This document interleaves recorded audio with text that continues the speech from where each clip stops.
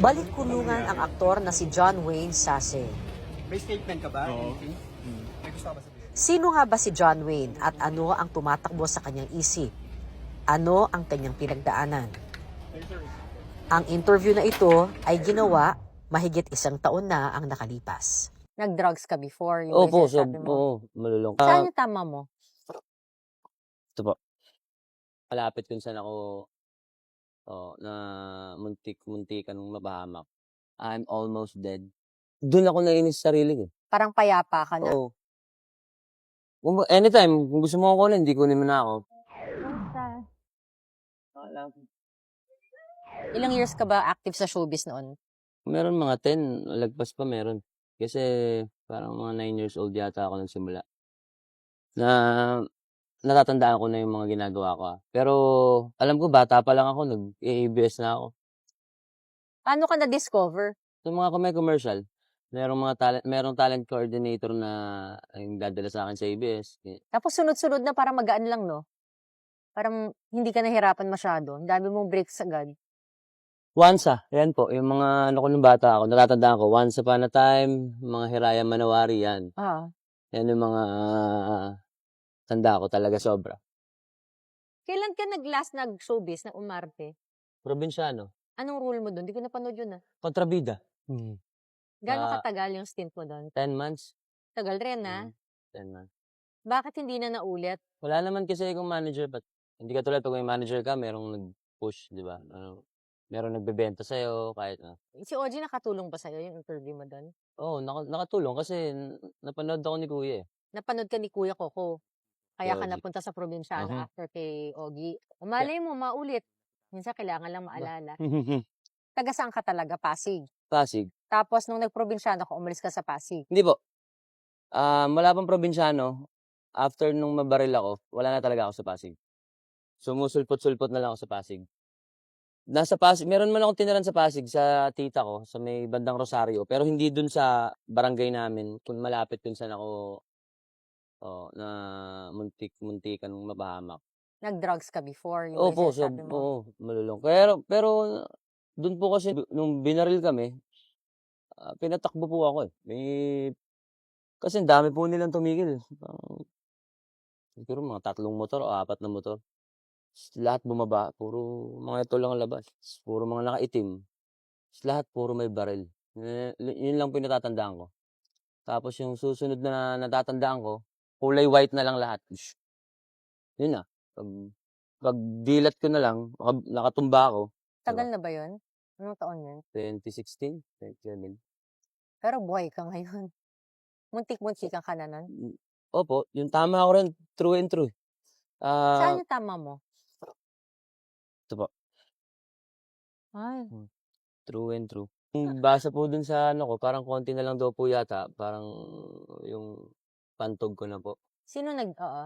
Tapos? I-dialysis nila ako, tapos wala pang 1 linggo, o basta ganun. Hindi bibilang na 1 buwan, pwede na ako mamatay. Question, gaano katagal ka noon nag-drugs? Matagal, ma'am. Matagal. As in, matagal. Lahat ng drugs, kinalulungan ko. Ultimo, rugby.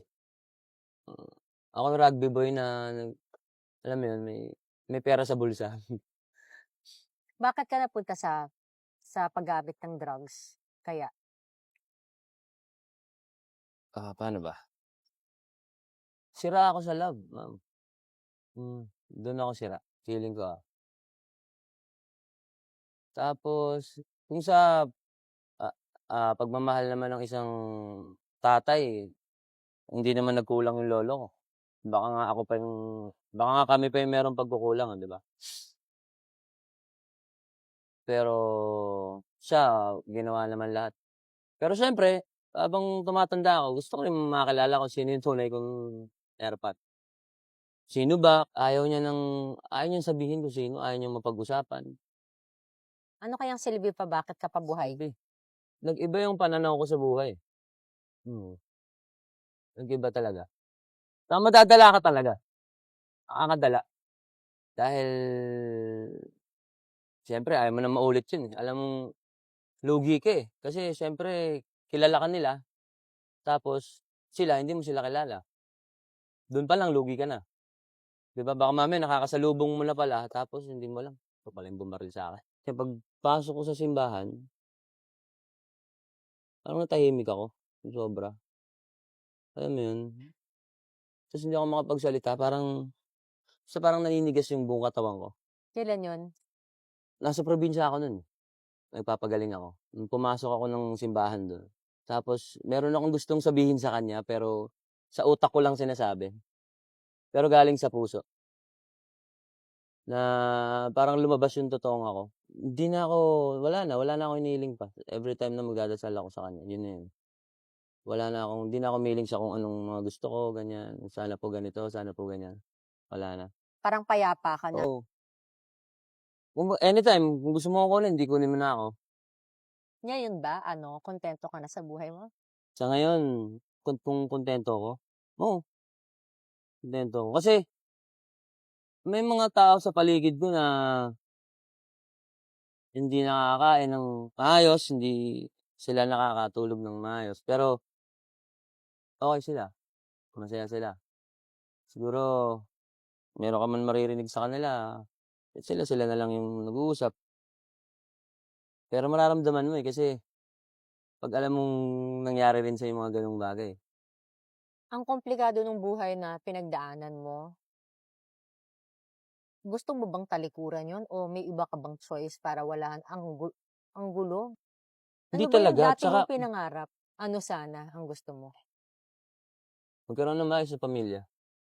Magkaroon din ng alam mo 'yun, siyempre gusto ko rin magkaroon ng asawa, yung makakasama ko sa buhay, yung kapareha ko sa buhay.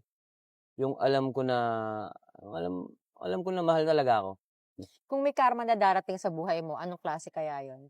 Kasi siyempre, naniniwala tayo sa karma, totoo naman. Ewan ko kung naging mabuting tao ba ako, Ikaw lang baka mamaya kung mabuti ako sa iba hindi. Oo, pero I am always ready, ready for. kahit ano man. As is where is si John Wayne, no? As is where is. Kung anong makita mo, yun na yun. Siguro kasi 'di ba, meron din mga gangster diyan na kung hip-hop kung pumorma ganyan, tapos laging seryoso, angas, 'pag nakita mo mga tayo. Pero pagka kinausap mo, okey naman, 'di ba? Mabait naman na yung mga gano'ng tao, meron pa palang mas maayos na gagawin kaysa sa mga taong 'di ba? Hindi naman sa nilalahat ko, pero, mga tao kasi sadyang ganyan, mapanghusga, 'di ba? Hindi natin maaalis yan sa lipunan natin. Pero kinakabahan din ako, oo, kinakabahan din ako. Kaya lang bihira na lang akong magulat, eh. Gusto ko ngang mabalik yung gano'n, eh, kasi hindi normal yung gano'n. Bakit kaya? Dun ako nainis sa sarili ko. Bakit? Ewan ko, parang siguro 'pag gano'n kasi parang ubos na rin yung takot ko. Hindi ako naniniwala na ubos na yung takot, dahil takot ako sa multo, eh, 'di ba? Ako, feeling ko rin talaga, yun, merong mga araw na parang I'm almost dead, alam mo yun, konting-konti na lang. Meron ding araw na, "Oh, itong tao na 'to alam ko 'to meron 'tong balak sa'kin na masama." Kaya sabi ko, "Hindi sige, bahala ka."